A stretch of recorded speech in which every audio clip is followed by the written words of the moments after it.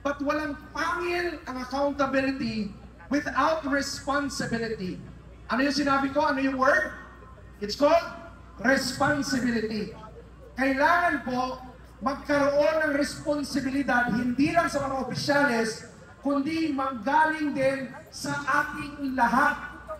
Because if we don't take responsibility at sasabihin namin, wala nang mangyayari dyan, kailangan ko bang magtrabaho kasi makakainin ko ang nagugutom kong pamilya, wala po tayong hahantungan. Alright?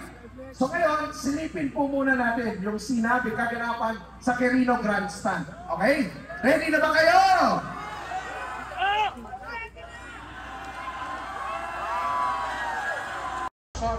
You know, my friends, minsan tinitingnan natin ang corruption from the point of view of economics and politics, right?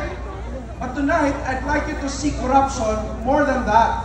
Because corruption ay hindi lang about money lost. For some people, isipin natin, mga pera lang yan na ninakaw.